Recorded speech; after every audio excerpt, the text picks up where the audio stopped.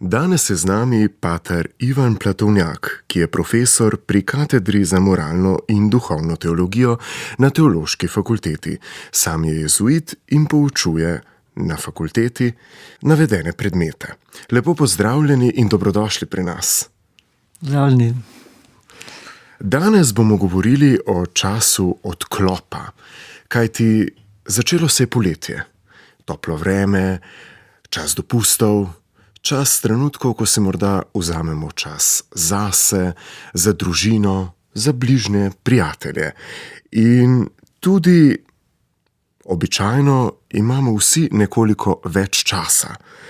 In na kakšen način bi lahko rekli, da poletni čas nudi tudi priložnost za poglobljeno molitev in meditacijo? In kakšna je tudi vloga tišine in molitve? Ja, poletni čas je res čas, ko lahko malo drugače uredimo svoj dnevni red, še posebej v času dopusta, ko smo povabljeni, da gremo iz tega adrenalinskega življenja, ki ga živimo, ko tekamo od ene obveznosti do druge, ko imamo najrazličnejše stvari, ki jih moramo urediti in so vedno neke roki, dokdaj je treba kaj napraviti. In je nevarno tudi, da ne zmoremo niti v počitnicah, v dopustu izstopiti iz tega tempa, ne? Da je kar... Da teče še kar naprej. Kar teče tako naprej, ne? In ne zmoremo včasih se ustaviti, ne zmoremo nekje, da bi preprosto ne hiteli. In da je že to pomembno, ne? Da se ustavimo, da ne gremo v takem tempu, ko jemo, ko vstajamo, ko se umivamo, ko imamo običajne rutine, ne, ki so pomembne za naše življenje, da to počasi delamo, ne. Že to je en počitek, že to je nekaj, kar omogoča, da se zavemo, kako je vse to tudi en dar, ne, da sploh živimo, da smo, da lahko vse to imamo možnost, vse te rituale, za vse to, kar omogoča, da živimo in da smo. In zato je tudi pomembno, ja, da izstopimo iz vsakdanje rutine, ampak tudi iz vsakdanje rutine v tem času, ki ga imamo za dopust ali pa počitnice in drugo, ne. In da je treba res prositi za to modrost, ne, da se zavemo, da je to nekaj vrednega, nekaj pomembnega. Da je nekaj drugačnega. Nekaj drugačnega, kar ni vsakdanjega. Ne. In da je tukaj tudi ena priložnost, kako lahko kot kristjani tudi odkrijemo še bolj, kako je živo navzoč Bog, Oče po Kristusu Svetem Duhu v vsem tem našem življenju.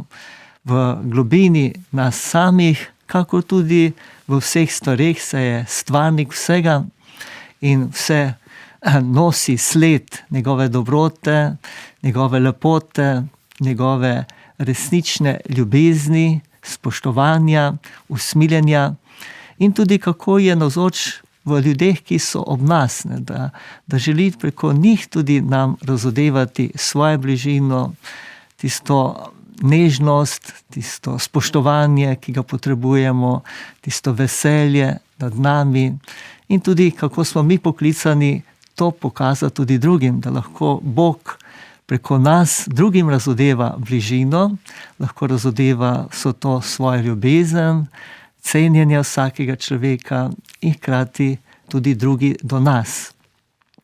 In zato je tudi nekje čas, da vstopimo v tišino, ne, da se ne bojimo tišine. Tišina je zelo pomembna. Ja, zelo pomembna, ne, in je že to, da odklopimo se od stvari, ki nas kar naprej z informacijami napolnjujejo in da preprosto se prepustimo navzočnosti tega, kar je. In da zmoremo se prepustiti preprosto božanju vetra, ne, ali pa božanju sončnih žarkov in hrani, ki jo zaužívamo, ne, da zmoremo preprosto se prepustiti temu, kar zdaj imamo, kar zdaj delamo, kar zdaj počnemo. In hkrati pa ni tako pa enostavno, še to lahko izključimo razne moteče elemente, ki nas vedno znova motijo in ustvarjajo takšen drugačen hrup okrog nas. Še težje pa je ustaviti v nas naše misli, ne? Naše strahove, naša pričakovanja, naše razmišljanje in vse to, in preprosto vstopiti v notranji molk in se prepustiti navzočnosti Boga. Njega, ki je z nami, ki je v globini nas in preko vseh drugih navzoč. In je zato tudi ena molitev, ne, ki zopet, da gremo eno molitev, ki ni zgolj naše delovanje, da samo mi nekaj ponavljamo, govorimo. Seveda so tudi te molitve pomembne, od rožnega venca, od čisto ustaljenih naših molitev, Oče naš, Zdrava Marija, drugih osnovnih molitev.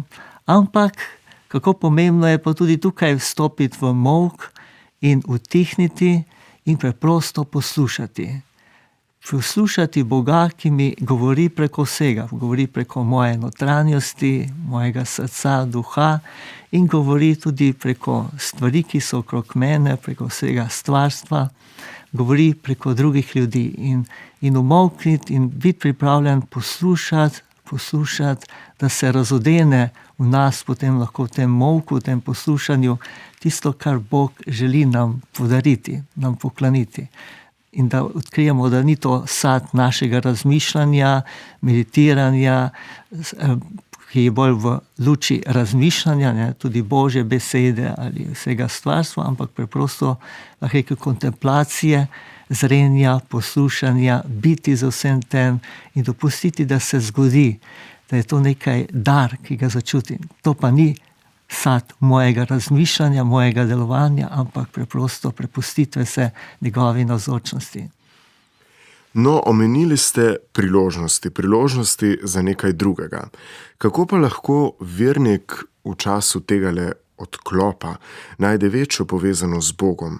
Kakšen je teološki pomen odklopa iz vsakdanjega vrveža za duhovno rast, bi lahko rekli?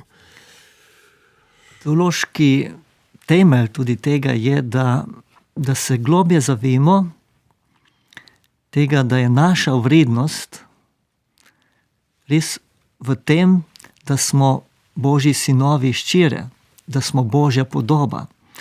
Da naša vrednost je prav v tem našem odnosu z Bogom, z našim izvorom, z njim, ki je nas želel, edini res želel, da smo ravno mi se bili spočeti in smo se rodili. Da on želi, da smo, in da naša vrednost ni odvisna od všečkov, če gremo na našem času toliko. Ni odvisna od naših uspehov, ne?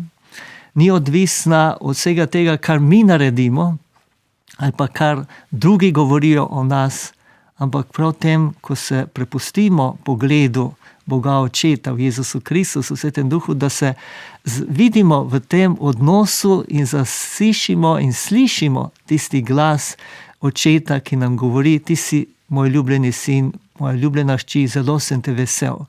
Da dopustimo, da pride v nas ta zavest tega, da je naša vrednost, pa karkoli se zgodi, v njem. In da je to, da smo njegovi, tisto, kar nam daje lahko veselje in razlog vedno znova veselja tudi v največjih stiskah življenja. Drugo je, da se zavemo, da smo ljudje bitja odnosov, da mi ne moremo v polnosti živeti svojega življenja v enem odnosu z predmeti, z živalmi, z vsem, kar imamo, ne, skozi naše imetje in tisto, kar dosežemo, ampak v enih pristnih medsebojnih človeških odnosih. Da na ta način šele lahko zaživimo tisti pravi odnos in zaživimo to, kar smo kot Božje podobe, zaživimo ta odnos, ki je temelj za naše življenje, ki ga je prav, da ga vedno znova kontempliramo, odnos med Jezusom in Očetom, Bogom Očetom, ta odnos, ki sta ga v Svetem Duhu, tej ljubezni med njima, vedno znova se razodeva ta odnos, ko ga gledamo Jezusa Kristusa, ki vedno znova govori o očetu, o tem, kako dela to, kar dela oče, da je v njem tisto, kar je njegova identiteta, da potem pravi, kdo gleda mene, vidi očeta, da sta eno. Ne. In tako tudi mi lahko smo polnosti, ko zaživimo to enost z Bogom in hkrati tudi z ljudmi. Kajti ne moremo reči, da ljubimo Boga, ne, če ne ljubimo človeka. To še posebej je jasno tudi, ki verujemo v Jezusa Kristusa, pravega Boga in pravega človeka. In tako ne moremo mi reči, ljubimo Boga, če hkrati ne ljubimo človeka, ki je Jezus Kristus in ki ponavzočuje vsakega človeka. In ne moremo teh dveh stvari ločevati in tudi, ko stopamo v globlji odnos z ljudmi, s tem stopamo tudi v globlji odnos tudi z Bogom. Omenili ste že Svetega Duha. Kakšna pa je vloga pri duhovni oskrbi? Recimo v času počitka, poletja, odklopa. In kako je takrat priložnost, da lahko vernik obnovi svojo vero in še poglobi tale odnos z Bogom? Je prav tukaj, ne, da se večkrat kristjani premalo zavedamo, kako pomembna vloga je Svetega Duha v našem krščanskem življenju, v naši krščanski duhovnosti, našem globjem odnosu do Boga. Kajti Jezus pred smrtjo je sam rekel, bolje je, da grem, kajti potem boste dobili Svetega Duha, tolažnika, ki ga bom oče poslal in ga bom tudi jaz posedoval, dal. Ne? In je tudi ob stajenju dihnil vanje in jim dal Svetega Duha. In potem Binkošti, ki je bilo razodetje zopet, izlitje Svetega Duha na prvo cerkev, na prvo apostol in se je tako začela cerkev, da je prav tisti duh, ki je v nas, ki smo ga prijeli po krstu, ki se vedno znova se je utrdil še ob zakramentu birme, se vedno znova obnavlja v vsakem obhajanju Evharistije, v vsaki naši izpovedi vere v trojedinega Boga, da je ta Sveti Duh res v nas in da je tisti, ki nas spominja. Spominja na to, kar je Jezus učil, spominja na to, da smo mi Božji otroci, da smo Božji ljubljenci, spominja na to, da je Bog Oče usmiljen, da nam odpušča grehe in nam omogoča, da tudi mi lahko odpuščamo, tudi mi zaživimo to odpuščanje v vseh odnosih. Da nam prav ta Sveti Duh spominja na vse tisto, kar omogoča, da ne obupamo v življenju, kajti vemo, da nas Bog nikoli ne bo zapustil, da On je z nami tudi v največji zapuščenosti, stiski. Sveti Duh, ta temelj, skala. Ja, skala v tistem smislu, ne, da nas On spomni na Jezusa Kristusa, spomni na očeta in nam tudi razsvetljuje, odpira oči za to navzočnost očeta po Kristusu, nam pomaga, da se zmoremo odločati vedno znova, da bomo vztrajali v tej ljubezni, da bomo ostajali v tej ljubezni, kakor mladika na trti, da bomo vztrajali tudi v tem odnosu Jezusa Kristusa, ki ga ima z očetom, da bomo ostali v tem odnosu in da bomo ostali tudi v odnosu, kot ga ima Jezus do vsakega človeka in želi, da bi tudi mi ponazorčevali to njega ostalega tukaj na tem svetu, sredi vsakdanjega življenja. In zato je tudi tisto, da lahko še bolj kličemo k Svetemu Duhu, da si še vzamemo več časa preprosto, da kličemo njegovo ime in se ustvarjamo v sebi to zaupanje v njegovo delovanje v nas, se prepuščamo njegovemu vodstvu, prepuščamo njegovemu tempu, prepuščamo tistemu, kar nam omogoča. Zato je tudi veliko pomoč, da si vzamemo tudi čas za kakšne duhovne vaje, ali duhovni vikend, ali 5-dnevne duhovne vaje, 8-dnevne v tišini, v molku, da nekje v tem času, ko nekje imamo tudi tako okolje, da nam tudi to pomaga, da se lahko še bolj prepustimo temu zavedanju navzočnosti Svetega Duha in vsega tega, kar On dela v nas. No, Ustaviva se še pri tehnologiji, družbenih omrežjih, medijih, kateri nas spremljajo vsak dan. Neprestano so z nami, neprestano iščejo našo pozornost, bi lahko rekli, z vsem, kar nas oblega, obdaja. In kako je recimo tudi tukaj poletni čas odklopa, priložnost, da se nekoliko odmahnemo od tega in na primer izkoristimo čas za neko duhovno poglobitev in kako lahko tudi ob tem razmišljamo o morda Božjem načrtu, ki je za življenje posameznika, o smislu, nečem, kar ima Bog za vsakega. Ja, to je zelo pomembna tema, ne? Prav ta naši mediji, ki so polni in ne moremo brez teh pametnih telefonov. Včasih imamo pač samo to kot uro tudi, ne? Od naših računalnikov, tablic in vsega drugega, internetnih in drugih povezav. In je res ena velika umetnost se ločiti, zdaj pa ne bom en dan nič gledal na to, ne? Ali pa celo 5 dni. Ne? In čestitam tistemu, ki to uspe, ne? Ki zmore to odložiti in se reči, dobro, ne bom dosegljiv, tudi telefoni imajo možnost letalskega načina, ki vse izklopi, ne? In da se prepustimo preprosto temu, kar življenje, tisti čas nam nudi in prepustimo se lepoti stvarstva, lepoti vsega, kar nas obdaja, lepoti tudi ljudi, ki so ob nas, ne? Njihovi dobroti in vsemu temu, kar nam lahko nudijo in omogočajo. In je to ena askeza, ne? Ki je zelo dragocena in ki nam tudi pokaže, ne? Koliko smo zasuženi, ne? Smo zasvojeni vsemi temi mediji. Če ne moremo tako narediti, ne, kaže, da smo zasvojeni, da mi nismo svobodni do tega. Ne.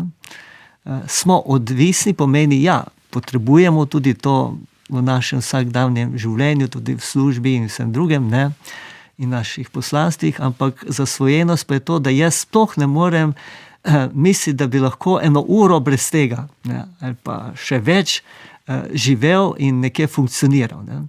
Pravi, ja, da si tudi tukaj ustvarim neko svobodo, da pridem do tiste svobode, kateri Ignacij Lojolski tudi pravi, toliko, koliko, da zmorem vse te stvari uporabljati res toliko, kolikor mi pomagajo biti bolj človek, biti bolj podoben Jezusu Kristusu, živeti, ponazoržati njega, kot mi pomaga tudi k temu, da lahko res dosežem tisto, kar mi določen čas želi ponuditi. Ne. Pač v službi je to, v vsakdanjem življenju je to, v dopustu je pa drugo. Ne. Ker ne, da bi se res spočili, da bi si vzeli čas za spanje. Ne. Da nekje je tudi to pomembno, ne, da si vzamemo čas, da je vsaj 8 ur spanja, ne, da je tudi to pomembno in dragoceno. Drugo, da si vzamemo za sprehode, za hojo, lahko tek, športe, ne, lahko za hribe, za plavanje in se prepustimo temu in se dopustimo, da se nas preko vsega tega lahko globje dotakne Božja ljubezen, Božja skrb do nas, da v nas se prebudi hvaležnost nad vsem tem, da najdemo razloge za veselje, ne? Kajti ko se zmoremo čuditi vsemu temu, kar nam je nudeno, kar nam je omogočeno, ko dopustimo, da se v nas prebuja hvaležnost, bo tudi vedno več veselja in tudi več počitka. In tu je tisto, ne, kako je pomembno prav se zavedati, da je biti kristjan pomeni imeti tudi v sebi Božji mir.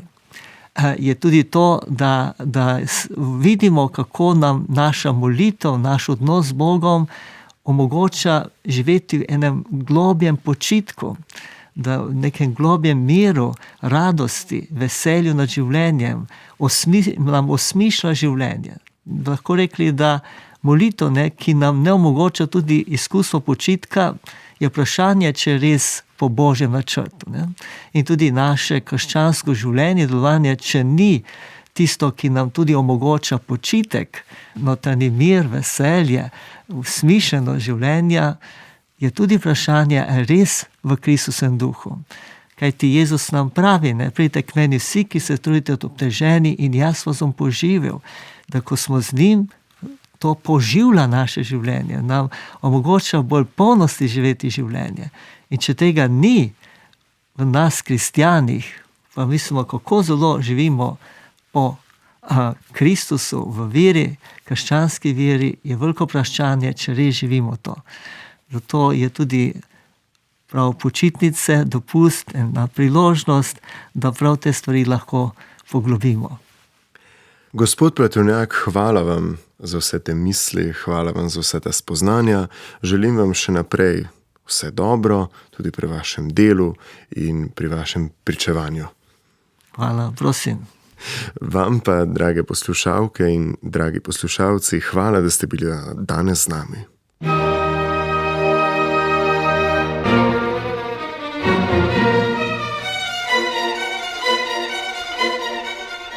Sedmi dan.